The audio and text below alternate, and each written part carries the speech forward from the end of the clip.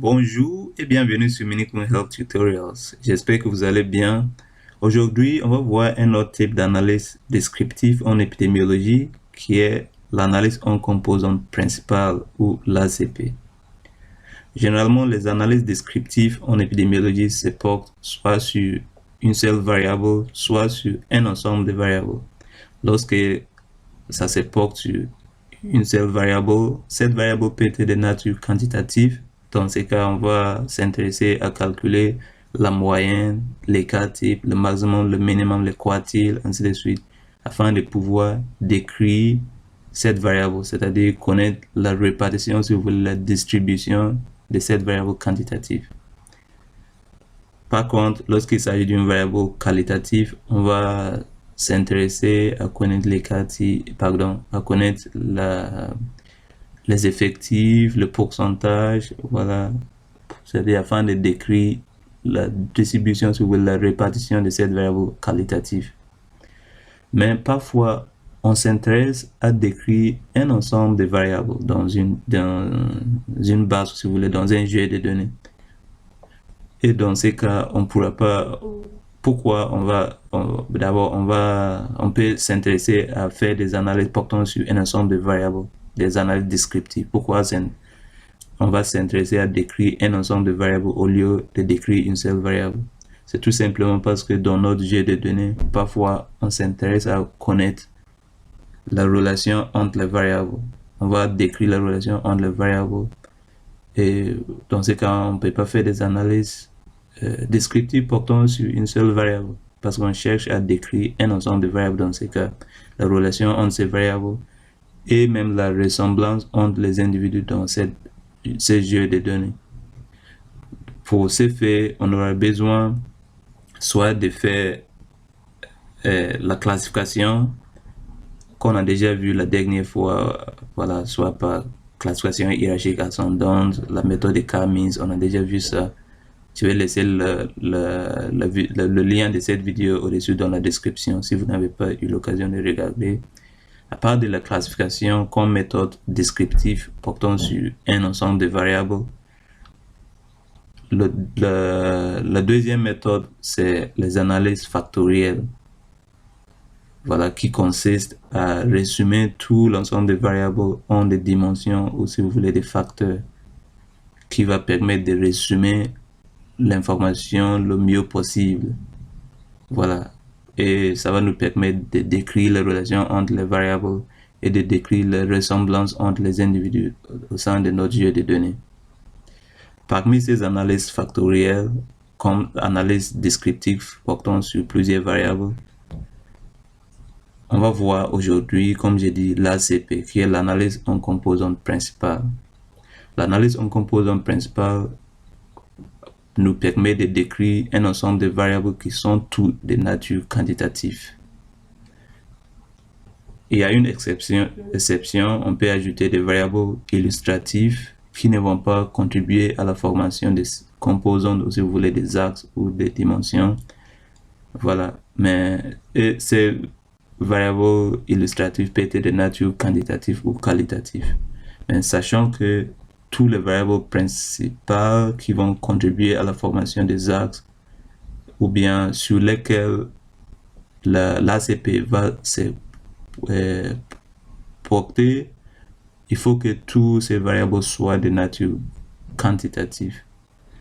On apporte seulement l'ACP comme analyse factorielle. Il y a d'autres méthodes comme par exemple l'analyse de correspondance multiple ACM ou même les analyses factorielles de correspondance AFC. Et ces deux portent sur des variables qualitatives. Il faut que toutes les variables soient qualitatives. Pour l'ACP, il faut que toutes ces variables soient quantitatives. Tous les variables qu'on cherche à décrire ensemble, il faut qu'elles soient toutes de nature quantitative pour pouvoir faire l'ACP. Donc, j'espère que mon introduction c'est clair. On va continuer. Pour faire l'ACP, on aura besoin d'un package qui s'appelle FactorMineR. Après, on aura besoin d'un autre package qui s'appelle FactorExtra et un autre package qui s'appelle Psych. Donc, FactorMineR, c'est le package principal C'est lui qui contient la commande pour faire l'ACP, PCA en anglais, Principal Components Analysis.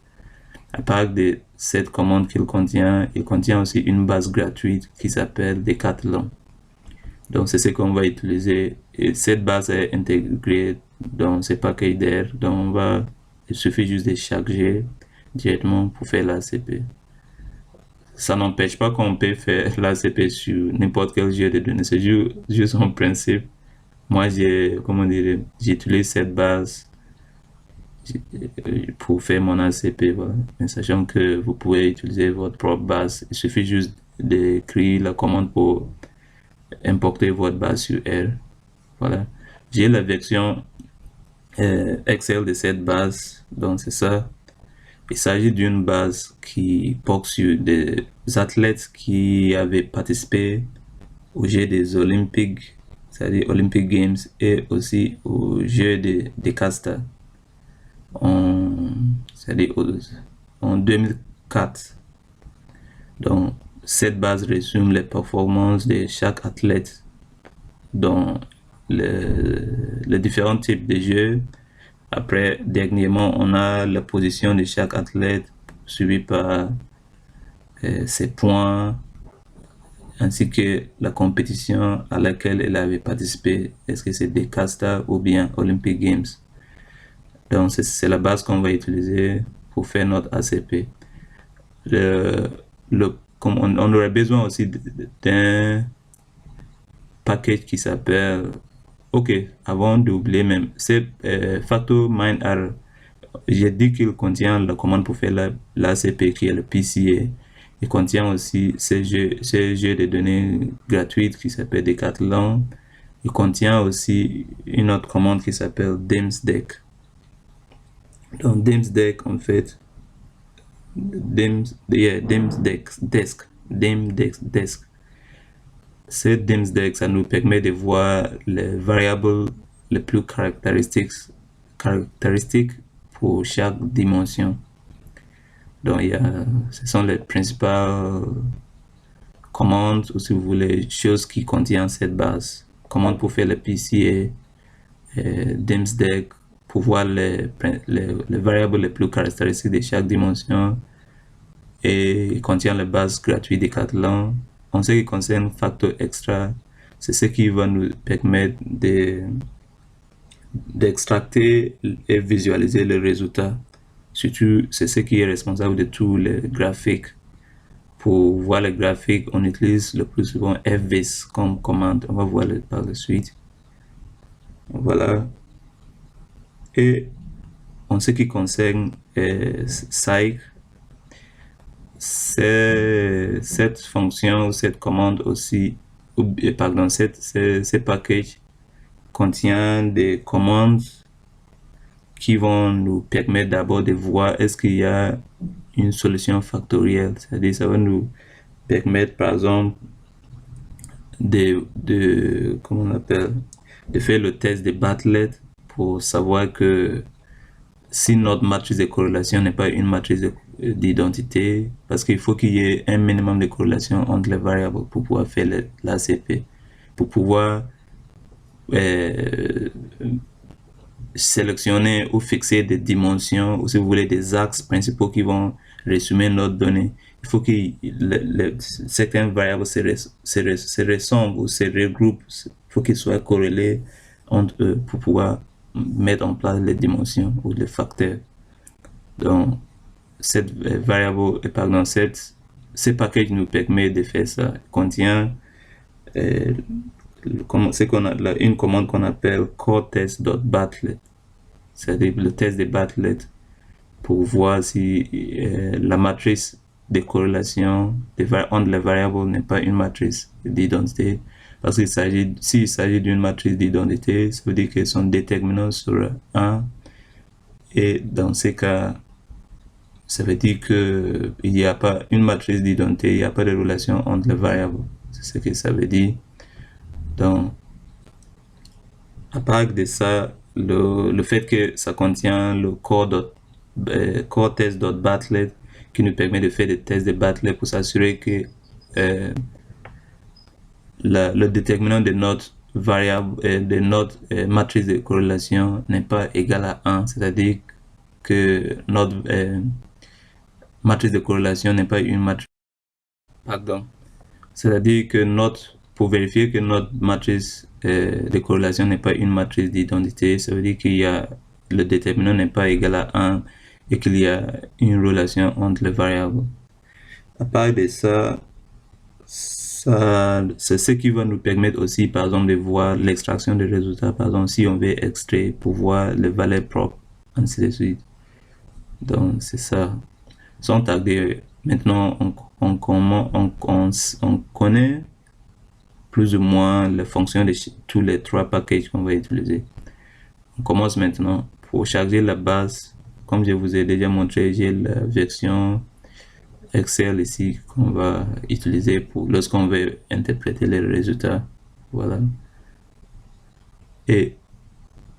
Mais pour charger la base, je vais pas importer cette base ici, la version Excel. Non, c'est parce que ça existe déjà dans R.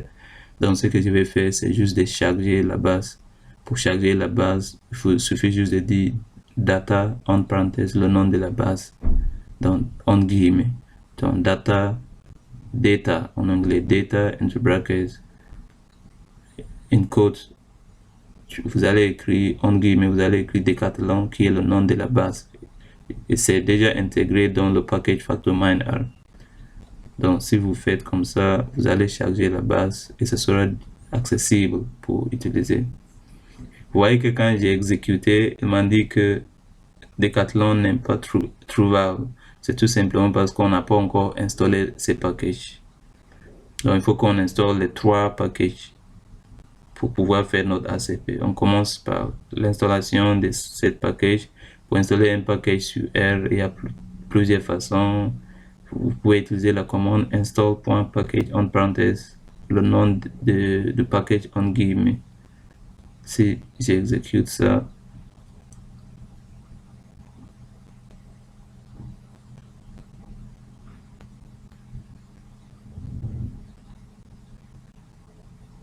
j'espère que c'est installé.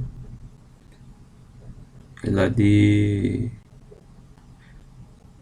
one and unless to access pour dire que le package n'est pas trouvable. Attendez, j'avais déjà, sinon il y a une autre façon pour installer le package. Vous pouvez cliquer ici par exemple, cliquez sur package ici, après vous allez cliquer sur install, après vous allez cliquer ici, vous allez sélectionner CRAN ici, après on va écrire par exemple FactorMineR.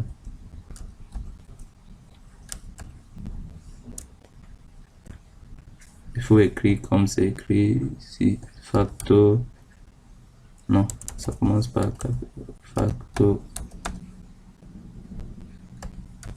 mine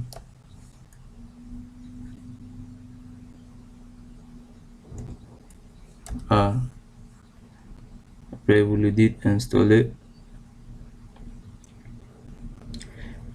C'est tout simple. Il ne voulait pas installer tout simplement parce que j'ai déjà installé tous ces paquets sont déjà installés sur mon ordi. Donc moi j'ai pas besoin, il suffit juste de charger la base en fait, et de charger le package dans la librairie. Voilà. Mais il faudrait que vous installez tout ça.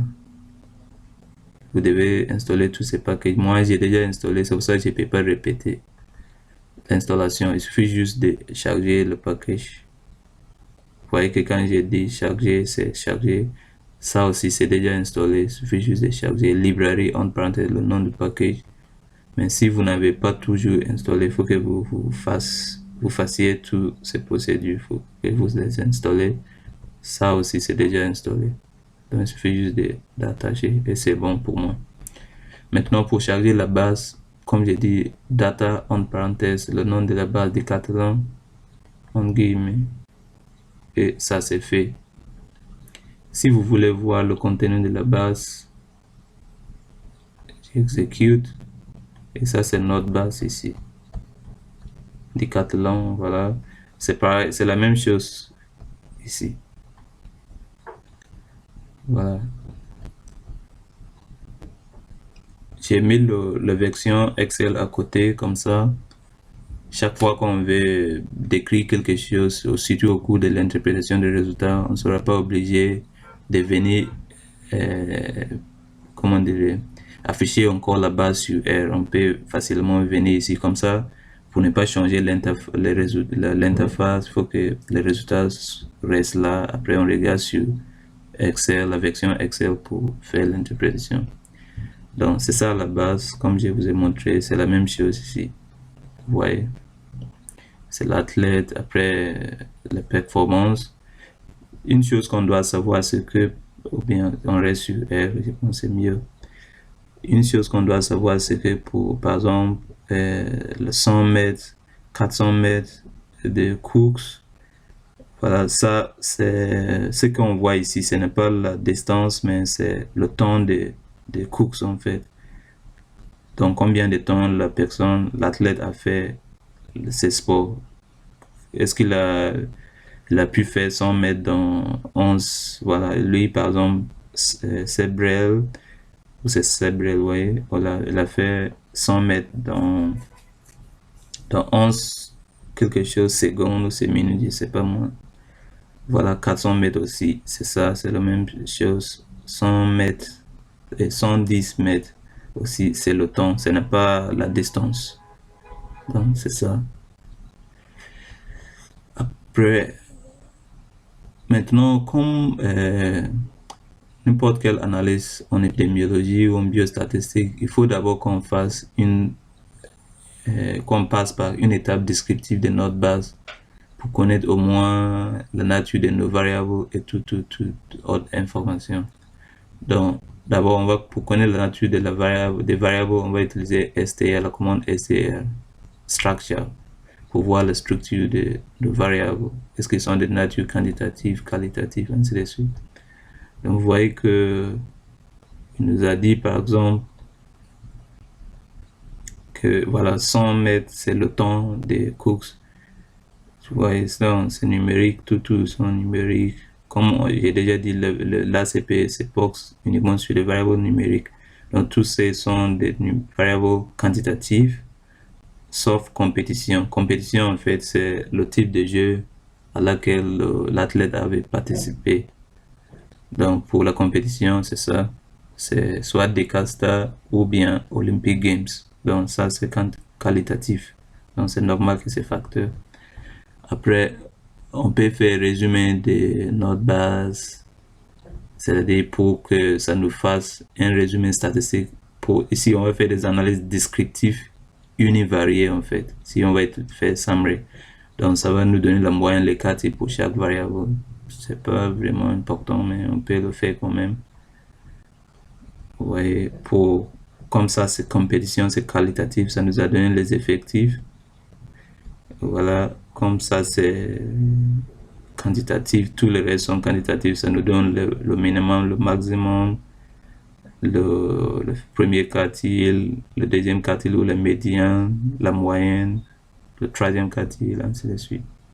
Donc, ce sont des analyses descriptives univariées. Mais nous, on va faire l'ACPG, des analyses descriptives multivariées qui vont nous permettre de dire, OK, ça, OK, on connaît la répartition, la distribution de cette variable, ça aussi, ainsi de suite. Mais quelle est la relation entre ces variables? Et quelle sera la relation entre les individus sur lesquels ces informations ont été apportées? Est-ce qu'il y a des individus qui se ressemblent? Pour répondre à toutes ces questions, il faut qu'on fasse l'ACP. Si on veut toujours voir, comment dire, combien des individus il y a dans notre base et combien de variables ont été, ou bien y a-t-il, si vous voulez, on peut utiliser la commande dimension, dimension, entre parenthèses le nom de la base Decathlon. Et voilà, si j'exécute ça, ça nous dit qu'il y a 41 individus ou athlètes et il y a 13 variables. Donc, ces 13 variables, sachant que les dernières variables, ça, on va les utiliser comme variable illustrative. Voilà. Donc notre ACP va commencer d'ici de 100 mètres jusqu'à 1100 mètres. Généralement, les variables illustratives, on n'est pas obligé même de mettre des variables illustratives, mais parfois il y a des variables qui n'ont pas vraiment beaucoup d'importance, mais on s'intéresse aussi à voir, comment dire, les, les répartitions sur le plan, en fait. Donc, ça peut être de nature qualitative. On va utiliser, par exemple, le type de jeu. Après, on va utiliser le point, le score, ainsi que la position comme variable quantitative illustrative. Ces deux, et compétition comme variable qualitative illustrative. Après, maintenant, lorsqu'on a fini, on peut, parmi les analyses descriptives qu'on peut faire pendant l'ACP, c'est de faire, parce que une chose très importante qu'on va voir dans la deuxième étape, c'est de voir si, de construire la matrice de corrélation, c'est-à-dire de faire une corrélation entre les variables, comme elles sont des variables quantitatives. Donc on peut faire la corrélation entre ces variables. Donc l'intérêt de nous assurer qu'il y a quand même les variables sont liées, une relation entre, ou bien des relations entre les variables. Parce que si les variables ne sont pas liées, on ne peut pas fixer des dimensions en fait. Ou si vous voulez des axes, des principaux axes ou composantes pour pouvoir résumer la base, voilà, sur le plan x, y. Donc, pour cette raison, il faut qu'il y ait un minimum de corrélation entre les variables. Et on peut visualiser cette corrélation en utilisant la commande pair. Donc si on dit pair, après, comme notre ACP va se porter sur, on a dit l'ACP ne se porte que sur des variables quantitatives. Donc ça va commencer du premier variable, du premier colonne au 12e colonne.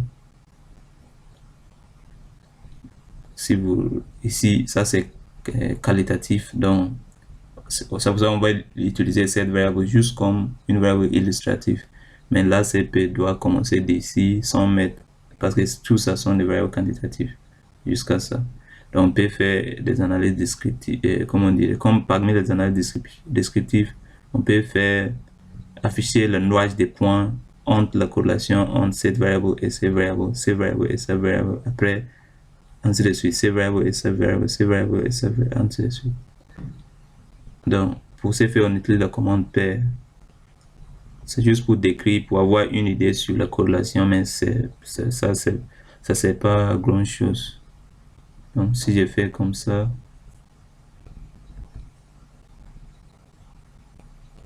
vous voyez que ça nous a tracé le noyau des points comment dire, de la corrélation entre les différentes variables. En tout, on a 12 variables quantitatives. 1, 2, 3, 4, 5, 6, 7, 8, 9, 10, 11, 12. Voilà. Donc, il va prendre le premier variable comme le y. Il va le corréler avec le deuxième variable comme x. Donc, ça va tracer le noyau des points. Après, ainsi de suite. Ça, avec ça, le deuxième, le troisième, le premier avec, ainsi de suite. Quand il finit, dans la deuxième ligne, il va prendre le deuxième variable comme le y. Donc, il va considérer le premier comme x. Après, il va considérer le troisième comme x. Ainsi de suite. Et il va tracer le noyau des points. Donc, en regardant ça, on constate qu'il y a quand même des corrélations positives, quelque part au moins. Par exemple, ici, vous voyez que on peut avoir une droite de corrélation. Cette corrélation peut même être de nature négative, mais il faut qu'il y ait quand même une corrélation entre les variables. Ici, par exemple, vous voyez qu'il s'agit d'une corrélation négative.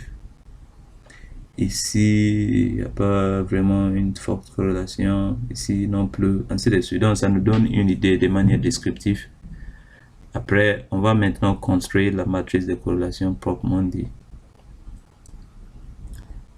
Donc, pour construire la matrice de corrélation, on va utiliser, moi j'ai le nommé matrice.core, matrice de corrélation, voilà.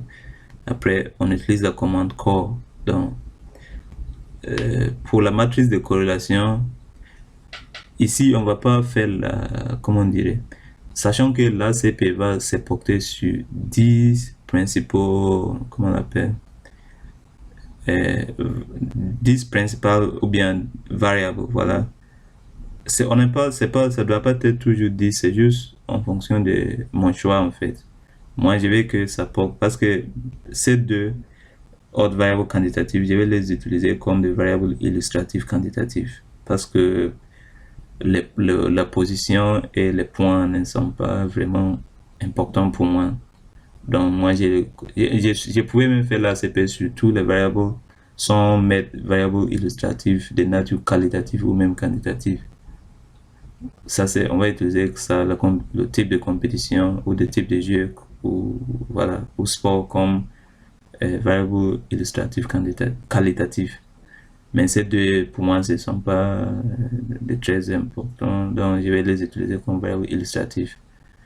Ça veut dire ce qui nous intéresse de manière très importante. Il faut que ces 10 variables qui restent, il faut qu'il y ait une très bonne corrélation entre eux, pardon, pour pouvoir faire la CP. Donc, pour ce faire, on peut utiliser, voilà, c'est pour ça que j'ai sélectionné les 10 premiers variables quantitatives. Donc, on utilise la commande core, entre parenthèses, vous sélectionnez les variables de votre base, les variables quantitatives principales sur lesquelles va se porter l'ACP. Donc, si j'exécute ça, après, si j'imprime, voilà, vous voyez que ça nous a mis ici la matrice de corrélation entre les variables. 10 mètres corrélé avec 10 mètres. C'est-à-dire, c'est juste la corrélation, ou la régression linéaire qu'on connaît tout, la corrélation entre, voilà.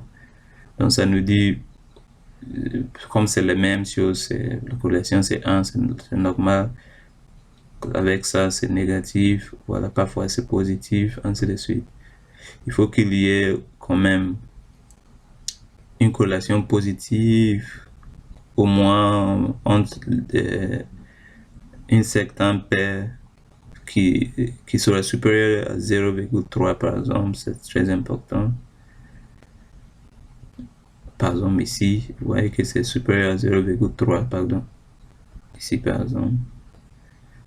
Et ici aussi, vous voyez, il y a pas mal de voilà. Mais tout ça, c'est juste, ça va pas, il faut comment on dirait,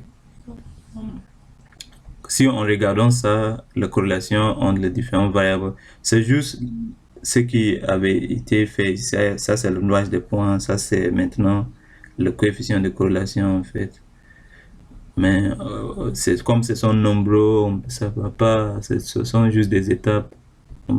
Ce qui est important, c'est de voir le déterminant de la matrice pour s'assurer qu'il ne s'agit pas d'une matrice d'identité, parce que s'il s'agit d'une matrice d'identité, ça veut dire que son déterminant sera égal à 1. Et si c'est égal à 1, ça veut dire qu'il n'y a pas de relation entre les variables. Si j'exécute ça, vous voyez qu'il nous a dit que le déterminant de cette matrice de corrélation entre les variables, c'est 0,02. Donc, ce n'est pas égal à 1.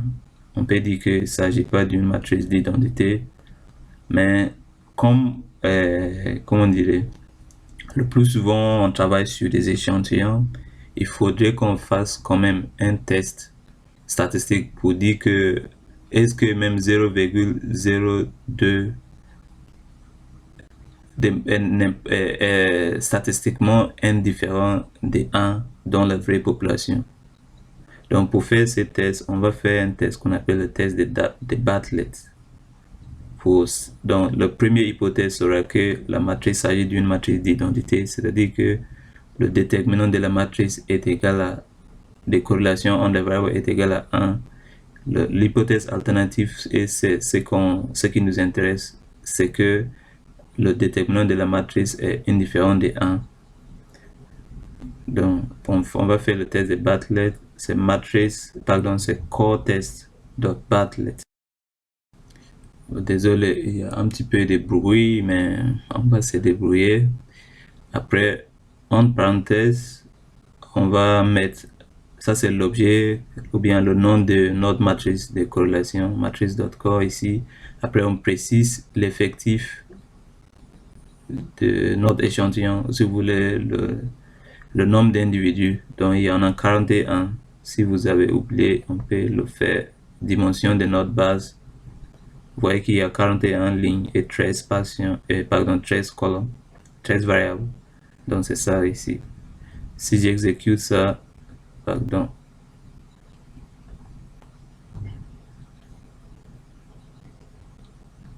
voyez que il a fait le test de Bartlett et on constate que la p-valeur est inférieure à 0,05. Donc, puisque le p-valeur est inférieur à 0,05, c'est en fait 1,5 fois 10 à la puissance moins 10. Donc, c'est beaucoup inférieur à 0,05. Ça veut dire que l'hypothèse alternative est vraie et que notre matrice n'est pas une matrice d'identité. Donc, ça veut dire que les variables sont corrélées entre eux. Et on peut avoir une solution factorielle en fait. On peut pouvoir faire la CP. Voilà. Après, toujours pour confirmer, pour s'assurer qu'il y ait une solution factorielle, on peut aussi faire ce qu'on appelle Kaiser-Meyer-Oakland. On peut utiliser ce qu'on appelle indice de Kaiser-Meyer-Oakland, KMO, indice de KMO, et ça va nous donner une idée sur la possibilité d'une solution factorielle. Donc, si vous voulez, tout ça porte toujours sur la matrice de corrélation pour s'assurer que les variables sont bien corrélées entre eux pour pouvoir fixer des axes principaux, c'est-à-dire, parce que le principe, en fait, c'est sur le plan x, y, on sait bien que si on avait juste 2 variables ou 3 maximum, on pouvait tracer x, y, z, le plan x, y, z ou même x, y. Mais lorsqu'on a beaucoup de variables, par exemple on a 10 variables ici, on ne peut pas tracer, comment dire, des axes, 10 axes pour faire des nuages de points. Ce sera compliqué. Et c'est la raison pour laquelle l'ACP va nous permettre de fixer. Donc, si les variables sont corrélées entre eux, il va pouvoir fixer des dimensions qui vont permettre, qui seront beaucoup plus proches comment dire, tous les variables qui sont proches entre eux, tous les variables qui sont ensemble. Et par la suite, comme les variables, on ne peut pas avoir les variables sans les individus, comme on ne peut pas avoir les individus sans les variables. Sinon, qu'est-ce qu'on va décrire sur ces individus? Donc, c'est pour vous dire que les variables sont liées aux individus. Si des variables sont, par exemple, après on va voir dans les résultats que lorsque une variable est très corrélée avec une axe ou une dimension donnée, ce que ça veut dire que les individus, comment dire, qui auront de fortes valeurs pour cette variable vont se trouver dans ces côtés de plan en fait. On va voir par la suite, mais c'était juste à titre d'information. Donc, si on va faire l'indice de KMO pour voir s'il y a une solution factorielle. Généralement, l'indice de KMO, ça varie entre, je pense, 0 et 1, voilà. Inférieur à 0,5, c'est très mauvais, il n'y a pas une très bonne solution factorielle. Mais entre 0,6 et 0,5 et 0,6, c'est médiocre.